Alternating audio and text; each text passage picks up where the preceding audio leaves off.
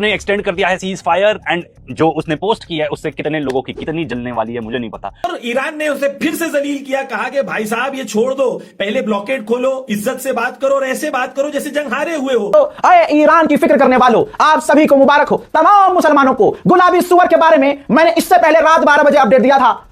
और सिर्फ ये मिसाइल नहीं, ये देखिए ईरान की सबसे खतरनाक मिसाइल खुर्रम शहर भी सड़क पर उतार दी। खुर्रम शहर जो अस्सलाम वालेकुम, क्या हाल चाल है जी? सारे ठीक ठाक हैं। और फाइनली पाकिस्तान ने दोबारा से जंग को रोक दिया। मतलब कि यार ट्रम्प अंकल जो है वो बिल्कुल ही सटिया गए हैं इस उम्र में। मुझे समझ नहीं आता, बंदा इस टाइम पे बैठ के जॉगिंग करता है, वॉक करता है, सुकून लेता है। भाई तुम्हें अल्लाह ने इज्जत दी है, सुकून से उसको ले लो, लेकिन नहीं, खाम खा ईरानियों को छेड़ दिया। और वो कहते हैं ना कि मखोरियों के छत्ते को छेड़ता है ना तो वो बच नहीं पाता। उसको लगता है कि मुझे शहद मिल जाएगा, लेकिन शहद से पहले जो होने वाला है वो बहुत ही खतरनाक होता है। अगर आप उससे बच जाए तो शायद शहद मिल भी जाए, लेकिन बचना नामुमकिन है। तो ट्रम्प अंकल के साथ वो हुआ है। ये चीजें सुन के ना कुछ लोग, यानी कि हमारे तो पड़ोसी हैं, वो आग बगोला हो गए हैं, आतिश फिशा बन चुके हैं, फट रहा है। ठीक है, तो अब देख लेते हैं जी क्या होता है, क्योंकि वो लोग बड़े खुश थे कि ईरान और अमेरिका जो है ना अब नहीं आ रहे।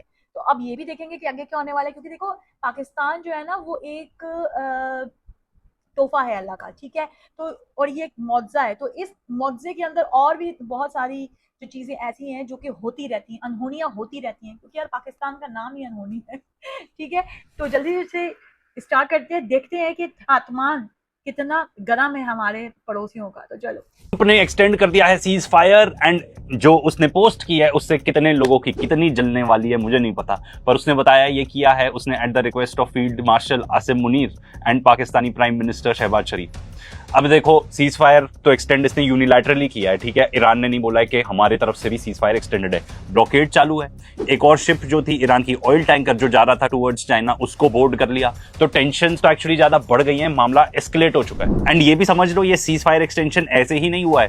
जो IRGC के स्पोक्स पर्सन है उनका ट्वीट देखो कितना खतरनाक है। वो कह रहे हैं कि जितने भी लोग हैं जो रहते हैं इन गल्फ कंट्रीज में उन सबको निकल जाना चाहिए। इसका मतलब बहुत भारी एस्केलेशन का प्लान था ईरान का, या एटलीस्ट वो ऐसी चीज बताना चाह रहे हैं। साथ में वो ये भी कह रहे हैं कि ये जो सीज है जो बेसिकली ब्लॉकेड कर रखा है अमेरिकन ने, इसको हम ब्रेक करेंगे बाय फोर्स। तो भाई सीज कैसे ब्रेक करोगे? आप कोई उनका डिस्ट्रॉयर या कुछ है उसको अटैक करके करोगे ना। अगर मान लो ये होता है अटैक तो फिर वॉर फिर से चालू है। एंड मैं तो ये बोलूंगा कि ट्रंप ने एक चेस मूव प्ले कर दिया है। अब उसने बॉल फेंक दिया ईरान के कोर्ट पे कि उसने बोल दिया मेरे तरफ से तो सीज फायर एक्सटेंडेड है, बट अब ईरान को सोचना पड़ेगा कि अगर वो अटैक करता है तो दुनिया में ये जाएगा कि सीज फायर वायलेशन उसने किया। वैसे सीज फायर वायलेशन की तो क्या ही बात करें, लेबनान में तो फुल फ्लेजेड वॉर टाइप चली तारीख पे तारीख, जैसे सनी देओल अपनी जो है फिल्मों में बोलता है, बिल्कुल ट्रम्प अंकल जो है ना वो ऐसे ही धमकियां देते हैं और उसके बाद जी होता जी कुछ भी नहीं है। हालांकि अच्छी बात है कि जंग नहीं होनी चाहिए, मेरा मतलब ये नहीं है कि जंग होनी चाहिए, लेकिन भाई क्या जरूरत है यार ये सब कुछ जो है करने की, अपनी बेइज्जती जो है कराने की, हद हो गई है। वैसे डोनाल्ड ट्रंप ने फिर से कहा कि 3 दिन में बात हो जाएगी और ईरान ने उसे फिर से जलील किया, कहा कि भाई साहब ये छोड़ दो, पहले ब्लॉकेड खोलो, इज्जत से बात करो और ऐसे बात करो जैसे जंग हारे हुए हो, तब तो बात होगी। देखिए अमेरिका को ईरान ट्रेन कर रहा है कि जंग हारने के बाद कैसे बात की जाती है, धमकी नहीं दी जाती, रिस्पेक्ट से बात किया जाता है। अब तक अमेरिका का जिससे सामना हुआ था कमजोर लोग थे, हत्ता यूरोपियन यूनियन और नेटो वाले ऐसे बैठे थे जैसे कि क्लासरूम का कोई स्टूडेंट बैठता है और ये प्रिंसिपल की तरह उनसे बातें कर रहा था। ईरान पूरी दुनिया को सिखा रहा है कि ऐसा एक जानवर जो बेलगाम हो जाता है उसके गले में कैसे पट्टा बांध के उसको लगाम में लिया जाता है। ईरान पूरी दुनिया को सिखा रहा है कि जालिमों से कैसे बात की जाती है।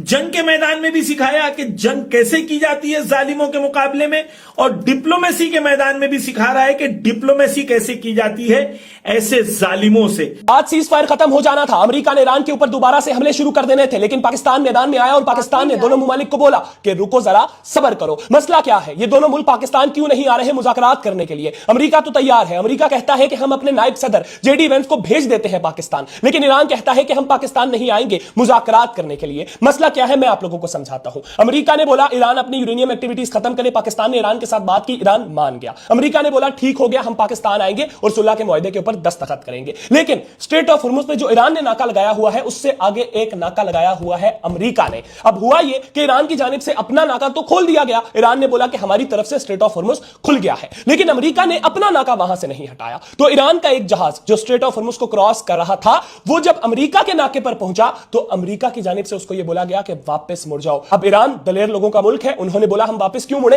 वो आगे आते गए। जब वो आगे आते गए तो अमेरिका की नेवी की जानिब से उनके जहाज के इंजन के ऊपर फायर मारा गया, जिसकी वजह से वो जहाज उसी जगह पर जाम हो गया, जिसके बाद अमेरिका की नेवी ने उस जहाज के ऊपर कब्जा कर लिया। तो ईरान ने बोला कि हम स्ट्रेट ऑफ हॉर्मुज को बंद कर रहे हैं, हमारे जहाज को क्यों निशाना बनाया है, ये तो जंगबंदी की खिलाफ वर्जी है। तो ईरान ये मुतालबा करने लगा कि हमारा जो जहाज इस वक्त अमेरिका के कब्जे में है, वो जहाज अमेरिका छोड़े, तब हम मुज़ाकरात की टेबल पर बैठेंगे। और उधर अमेरिका है, ये बात मानने को तैयार नहीं। अमेरिका कहता है कि हम ईरान के जहाज को नहीं छोड़ेंगे। तो मसला अभी ये सारा बना हुआ है। पाकिस्तान इस मसले को हल करवाने की कोशिश कर रहा है। अगर ये मसला आज हल हो जाता है तो कल ईरानियन डेलीगेशन और अमेरिकन डेलीगेशन पाकिस्तान आ जाएगी और सुलह के पेपर्स पर दस्तखत। मुबारक हो ऐ मेरे चाहने वालों, ऐ ईरान की फिक्र करने वालों, आप सभी को मुबारक हो। तमाम मुसलमानों को गुलाबी सुअर के बारे में मैंने इससे पहले रात 12 बजे अपडेट दिया था और रात को 2 बजे भी कहा था कि अब नहीं लड़ सकता ईरान से अमेरिका। लीजिए गुलाबी सुअर की हार का सबूत देखिए। न जाने कितनी बौखलाहट से, कितना टूटकर अंदर से इस बुढ़े गुलाबी सुअर ने यह पोस्ट किया, जिसमें उसने लिखा कि based on the fact that the government of Iran seriously fractured,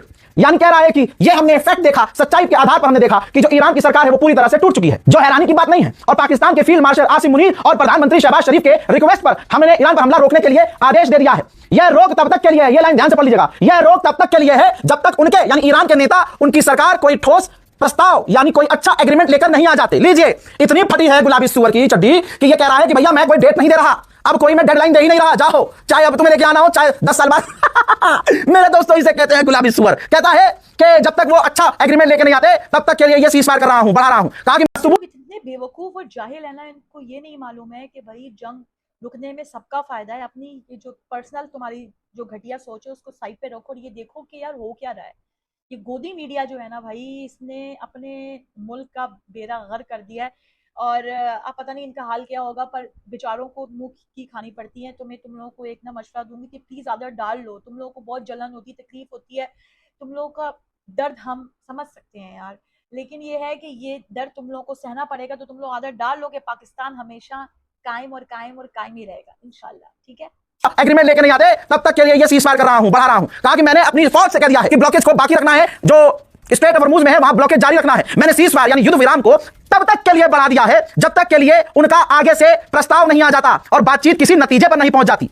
समझ में आई बात? यानी ये कह रहा है कि जब तक, अब कई स्टेप हैं कि पहले ईरान जब उसका, क्योंकि डेट तो दी नहीं, डेडलाइन इसने दी नहीं, तो अब ये कह रहा है कि ईरान जब एग्रीमेंट देगा, एग्रीमेंट लेके आएगा, फिर हम पढ़ेंगे, फिर हम समझेंगे, फिर हम दोनों बैठकर बात करेंगे, फिर देखेंगे कि मामला क्या है। तो दोस्तों गुलाबी सुअर, मैं 20 दिन से कह रहा हूं कि इसकी औकात नहीं है, ये बस अपनी नाक बचा रहा है। दुनिया जो कह रही है हार गया है गुलाबी सुअर, ऐसे थोड़ी, इसकी रेटिंग 30% बची है। अमेरिका में कोई इसे इज्जत नहीं दे रहा है। दुनिया की तमाम बड़ी कंपनियां डोनाल्ड ट्रंप को गरिया रही हैं। अरब देश भी पीछे से कह रहे हैं कि कहां फंसवा दिया इस गुलाबी सुअर ने। स्ट्रेट ऑफ हॉर्मुज ईरान ने बंद कर रखा था, इसने तो उल्टा कर दिया, इसने भी बंद कर दिया। इक्का दुक्का जहाज जा रहे थे तो इसने रोकना शुरू कर दिया। मेरे दोस्तों आप लोगों को मुबारक हो, ये जो हार मिली है गुलाबी सुअर को। सोचिए ये कौन ट्रंप है, कौन गुलाबी सुअर जिसका एक फोन किसी देश के नेता के पास चला जाता था तो वो कहता था डायपर लाओ, ट्रंप का फोन है, डायपर लाओ, डायपर कहां है। सोचिए दोस्तों, जिसके एक कॉल पर कॉल गया भाड़ में, 2 देश लड़ रहे होते थे, ये साला अपनी साइड से ट्वीट कर देता था जंग बंद कर रहे हैं जी, और उन दोनों देशों को जंग खत्म करनी पड़ती थी। सीनों पर सांप उनके भी लौट रहा है और लौटेगा। जो कह रहे थे अरे पाकिस्तान का दल्ला है, अरे अब तक तो तुम यहां तक दल्ले बने हुए थे, अब क्या हुआ? बिल्ली के हाथ नहीं लगा गोश्त तो फड़फड़ा रही है बिल्ली, दुम हिला रही है बिल्ली। दोस्तों इस ट्वीट में आपने देखा पाकिस्तान को पूरा क्रेडिट दिया है। सोचिए अब पाकिस्तान की कितनी इज्जत पूरी दुनिया में बढ़ जाएगी कि भाई ईरान पर हमला करने वाला था गुलाबी सुअर, हालांकि औकात नहीं थी, लेकिन भरम तो बनाया था। ट्रंप ने पूरा क्रेडिट आसिम मुनीर और शहबाज शरीफ को दे दिया, कह दिया कि इनकी रिक्वेस्ट पर हम ईरान पर हमला टाल रहे हैं। ईरान ने मजबूर किया कि गुलाबी सुअर सीज़फायर बढ़ा दे, क्योंकि लड़ने की बस की नहीं है भाई साहब। 40 दिन ईरान ने पीटा था, 40 दिन की पिटाई भूल जाएगा ट्रंप। और दोस्तों ईरान में बैलिस्टिक मिसाइलों को सड़कों पर उतार दिया गया। तस्वीरें देखिए, हजारों की संख्या में ईरान के लोग सरकार के समर्थन में ईरान का झंडा लेकर उतरे हैं और उनके हौसले को बढ़ाने के लिए ईरान की IRGC अपनी मिसाइलों की परेड करती है। इनमें खुर्रम शहर 4 मिसाइल शामिल है। कद्र और इमाद जैसी बैलिस्टिक मिसाइलों को सड़कों पर उतार दिया गया है, जो ईरान की ताकत दिखाने का एक तरीका है। ईरान के एनक्लेव स्क्वायर की ये तस्वीरें हैं, जहां आधी रात लोग बड़ी संख्या में अपने देश के समर्थन में उतरे। सीज़फायर खत्म होते ही ईरान से ये तस्वीरें सामने आई हैं, जो बता रही है कि किसी भी तरह के सिचुएशन के लिए ईरान और ईरान के लोग अभी से पूरी तरह से तैयार है। एक बात बहुत क्लियर है, पहला राउंड बातचीत का ईरान ने जीत लिया है। देखिए बहुत सारे वीडियोस आएंगे, बहुत सारी बातें होंगी। कल मैं ट्वीट देख रहा था, ईरान जीत गया, अमेरिका जीत गया, फना हो गया, ढिमका हो गया। जब तक गहराई में जाकर ना समझिए कि इस डिप्लोमेसी से ईरान को क्या हासिल हुआ है, तब तक इस बात का कोई मतलब नहीं है कि कौन जीत गया और कौन हार गया। हासिल क्या है ईरान को, उसको समझिए। तुर्क का जो इक्का है ईरान के पास, वो है straight of Hormuz. Straight of Hormuz को सीज फायर के बाद खोला गया, लेकिन अमेरिका ने जब कहा कि हम ब्लॉकेड नहीं हटाएंगे तो फिर से बंद कर दिया। उसी प्रोसेस में कुछ जहाजों पर हमला हुआ, जिसमें दुर्भाग्य से हमारे देश हिंदुस्तान की भी जहाज थी। हमें बुरा लगा, नहीं अच्छा लगा कि हमारी जहाज पर ईरान ने हमला किया, लेकिन जब आप एनालिसिस करते हैं तो बुरा लगने और अच्छा लगने पर बहुत नहीं जा सकते। फ्रांस की जहाज पर, हिंदुस्तान की जहाज पर जो हमला हुआ, हालांकि इस हमले में कोई नुकसान नहीं हुआ, कोई मारा नहीं गया, लेकिन जहाजों को वापस लौटना पड़ा। यह सिर्फ इसलिए हुआ क्योंकि ईरान को सारी दुनिया को बताना था कि स्ट्रेट ऑफ होर्मुज फिर से बंद हो चुकी है। जिनको परमिशन मिली थी उनको भी हम नहीं जाने देंगे। अमेरिका ने ब्लॉकेड लगाया और ईरान का कहना है, कल भी बयान आया है ईरान से कि ब्लॉकेड इस तरह का करना एक्ट ऑफ वॉर है, जंग की तरह है, ये जंग का हिस्सा है। तो जब तक आप ब्लॉकेड नहीं हटाएंगे तब तक हम इसको सीज फायर मानेंगे ही नहीं। ये ब्लॉकेड लगाया और खबर ये आ रही है कि इस ब्लॉकेड के बावजूद 34 ईरानी टैंकर स्ट्रेट ऑफ होर्मुज को क्रॉस करके निकल गए हैं। एक टैंकर मैंने बताया था, सबने बताया है कि एक टैंकर ओमान की खाड़ी जो है, सी ऑफ ओमान, उसमें अमेरिका ने उसको जब्त किया है और उसको लेकर ईरान लगातार कह रहा है कि हमारा टैंकर भी वापस करो और हमारे लोगों को भी वापस करो। तो ईरान ने एक बात क्लियर कर दी कि स्ट्रेट ऑफ होर्मुज का कंट्रोल उसके पास है। सारी दुनिया को अब यह पता है, यह पहली जीत है। आपको बताऊंगा ट्रंप का सीज फायर और ईरान फायर, आखिर क्या किया है अमेरिका ने। यह तस्वीर आप देख रहे हैं कि ईरान ने अपनी सड़कों पर मिसाइल उतार दी है।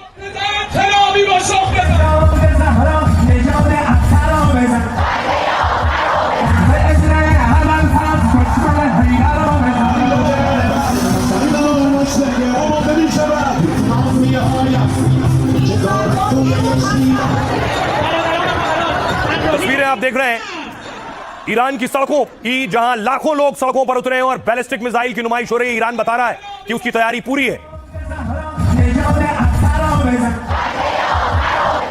और सिर्फ यह मिसाइल नहीं, यह देखिए, ईरान की सबसे खतरनाक मिसाइल खुर्रम शहर भी सड़क पर उतार दी है। खुर्रम शहर जो सबसे ताकतवर मिसाइल है।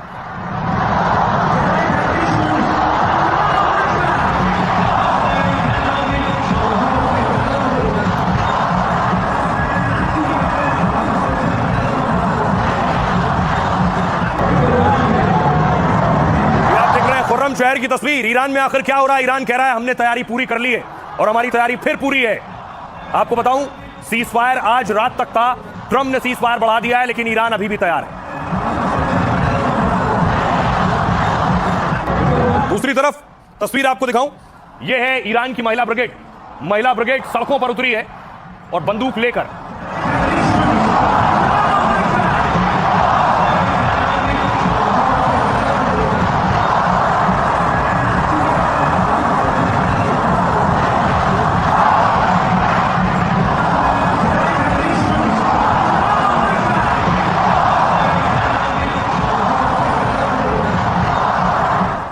आपको बताऊं अमेरिका ने क्या किया। ईरान को यह तैयारी इसलिए करनी पड़ रही है क्योंकि अमेरिका ने इससे पहले ईरान के जहाज पर कब्जा किया। ईरान का जहाज, ये वो तस्वीर है जिस जहाज पर कल कब्जा किया गया था, और इस कब्जे के बाद ईरान और भड़क गया है। यह कार्गो शिप है जिस शिप पर बाकायदा अमेरिका ने अपने हेलीकॉप्टर उतारे और उसके बाद इस पर कब्जा कर लिया।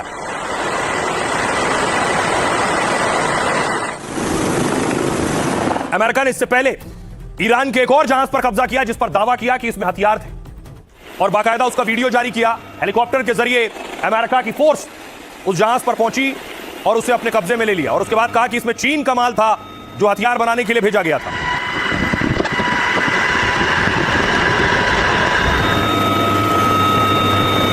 सबके बाद ईरान एक्शन में आ गया है। ईरान ने अब कब्जा कर लिया है। ईरान ने हमला कर दिया है 3 जहाजों पर। ईरान की गन बोट से 3 जहाज, जिसमें एक भारत आ रहा बताया जा रहा है, उस पर फिर से अटैक हो गया।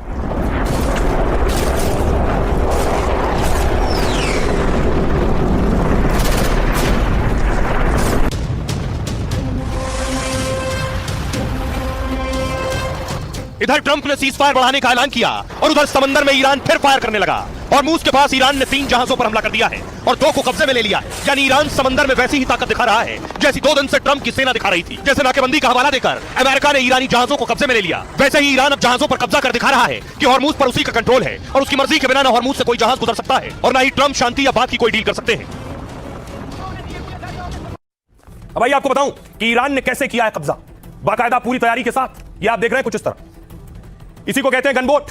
गनबोट से अटैक किया गया और शिप पर हमला किया गया, जिसके बाद यह कब्जा हुआ है। और 3 जहाज बताए जा रहे हैं जिन पर कब्जा हुआ है। ईरान ने हॉर्मुज के पास 3 जहाजों पर फायरिंग की 2 पर कब्जा कर लिया है। रॉयटर्स के मुताबिक आईआरजीसी ने अपने नियम तोड़ने पर यह कार्रवाई की है और कहा है कि हॉर्मुज समुद्री रास्ते की सुरक्षा से कोई समझौता नहीं होगा। ईरान ने जिन 2 जहाजों पर कब्जा किया है उनमें से एक भारत आ रहा था, एपा मिनाडोसे जिसे नाम के इस जहाज को गुजरात के मुंद्रा पोर्ट पर आना था। लाइबेरिया का झंडा लगा हुआ था इसमें और यह जहाज दुबई से हॉर्मुज होते हुए भारत आ रहा था। समुद्री रास्ते में हेरफेर के आरोप में ईरान ने इस जहाज को कब्जे में लिया। 3 दिन पहले भी भारत के 2 जहाजों पर हॉर्मुज के पास फायरिंग हुई थी। तब अनुमानित और अनुमति के बाद गुजर रहे भारतीय जहाजों पर ईरान ने हमला किया था, जिस पर मोदी सरकार ने कड़ी नाराजगी जताई थी। ईरान के राजदूत को तलब किया था और भारत आ रहे जहाज पर हमला और ईरान के कब्जे से तनाव बढ़ सकता है। ईरान ने जिस दूसरे जहाज पर कब्जा किया है उस पर पनामा का झंडा लगा हुआ था। खबर है कि एमएससी फ्रांसिस्का नाम का इस कंटेनर जहाज में कच्चे तेल की खेप है। ईरान ने कहा यह बिना हमारी मंजूरी और नेविगेशन सिस्टम से छेड़छाड़ कर आगे बढ़ रहा था, इसलिए हमने हमला कर इस जहाज को समंदर में अपने कब्जे में ले लिया और पिछले 2 दिनों में अमेरिकी सेना ने ईरान के 2 जहाजों पर कब्जा किया है। माना यह जा रहा है कि ईरान बदले के तौर पर हॉर्मुज के पास यह कार्रवाई कर रहा है। 2 जहाजों पर कब्जे के अलावा 3 जहाजों पर ईरानी सेना के हमले की भी खबर है, जिनमें पनामा के झंडे वाला एक विशाल कंटेनर जहाज यूफोरिया भी था। और खबर यह कि यूफोरिया जहाज यूएई के शारजा से रूस की ओर जा रहा था। अब आपको बताऊं कि आखिर जिन जहाजों पर कब्जा किया है ईरान ने या हमला किया है वो कहां थे समंदर में जंग। तो जी हम सबके फेवरेट तो हैं ही वो, जिनका मैं अभी नाम लेने वाली हूँ, जिनका नाम सुन के मिर्ची सी लग जाती है इंडिया को यार। ट्रम्प अंकल के फेवरेट सैयद आसिम मुनीर सर जो है वो सबके फेवरेट हैं और अल्लाह उनको अपने हिफ्ज़ अमान में रखे, क्योंकि दुश्मनों की नजरें बड़ी खराब है यार। ट्रम्प अंकल के फेवरेट ने जो है ना ये जंग को जो है ना अभी और होल्ड पे रख दिया है और मुझे लगता है ये होल्ड होते होते होते जंग जो है खत्म ही हो जाएगी, क्योंकि होना तो यही चाहिए। क्योंकि यार सब जानते हैं ट्रम्प अंकल जो है वो बड़ी परेशान हो गए कि भाई गलत कर दिया मैंने, बहुत गलत कर दिया। ठीक है, तो ये तो है। पाकिस्तान जो है वो चाह रहा है कि सुकून हो, अमन हो, सलामती हो और उम्मीद है कि ये जंग रुक जाए, क्योंकि इंडिया तो यही चाहता है कि ये चीज़ खराब हो जाए, क्योंकि फादरलैंड और मदरलैंड दोनों सेम है और इतना जहर फैला दिया है कि ईरानियों तक गोदी मीडिया की आवाज़ पहुंच चुकी है और उनको फिर ये लगता है कि हमारे जहाज़ों के ऊपर जी फायरिंग होगी, तुम्हारे ऊपर क्या धूल फेंकते हैं। शुक्र मनाओ कि जिंदा बच के वापस आ गए, वरना तुम्हारी भी टैं पटास हो जाती। आज के लिए इतना ही था जी, दोबारा मिलती हूँ नेक्स्ट वीडियो में। ओके, अल्लाह हाफिज़। अपना को सब्सक्राइब कर देना।